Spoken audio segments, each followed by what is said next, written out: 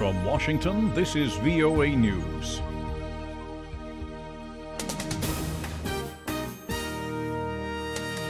I'm Jonathan Jones reporting. Two former U.S. intelligence officials strongly criticized President Trump on Sunday for saying he believes that Russian President Vladimir Putin feels that he and Russia did not meddle in the 2016 U.S. presidential election.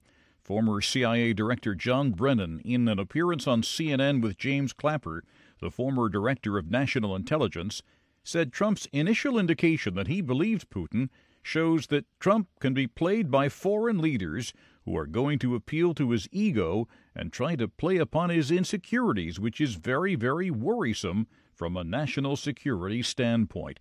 Clapper said Russia poses an obvious threat to the U.S. and to suggest otherwise poses a peril to this country.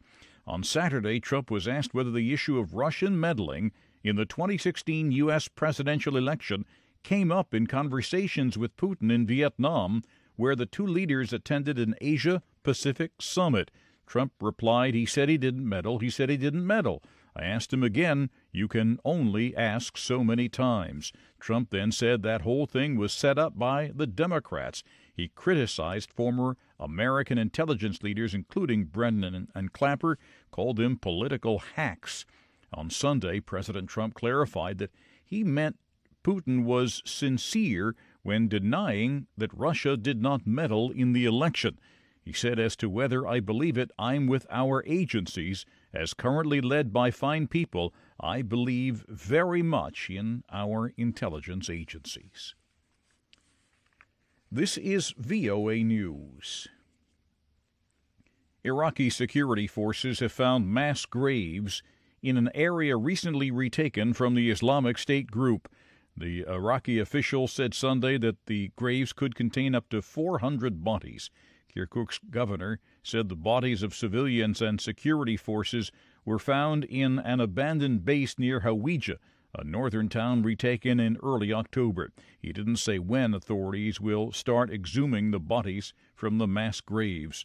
A local shepherd led troops to the site, said ISIS used to bring captives to the area and shoot them dead or pour oil over them and light them on fire. The area was strewn with torn clothing and what appeared to be human bones and skulls. A powerful earthquake, followed by a strong aftershock, rocked the Iran-Iraqi border Sunday, damaging a number of villages. The 7.3 magnitude quake killed at least 13, according to official news agencies in both countries. The quake struck Sunday night outside the eastern Iraqi Kurdistan city of Halabja, very close to the Iranian border. It was felt as far away as Turkey. A train crash in Congo on Sunday killed at least 34 people and injured at least 26 others in Lualaba province in the country's southeast. The injury and death toll is likely to rise because some train cars are on fire and some were carrying fuel. 11 of the 13 cars caught fire. The cause of the accident is not yet known. Slovenia's President Borut Pahor was re-elected to a second term Sunday after winning a runoff election against a former comedian who currently serves as the mayor of a northern town. Pahor got 53% of the vote. Turkey is denying a report that it may have discussed a plot to seize a Muslim cleric living in the United States with a former Trump administration official.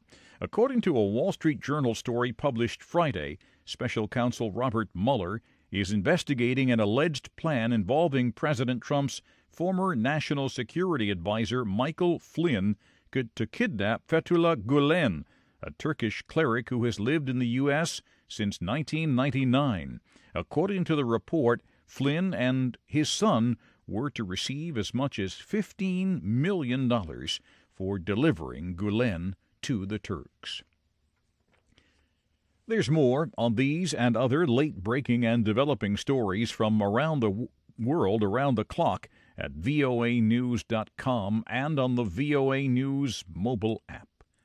I'm Jonathan Jones reporting from the world headquarters of the Voice of America in Washington. That's the latest world news from VOA.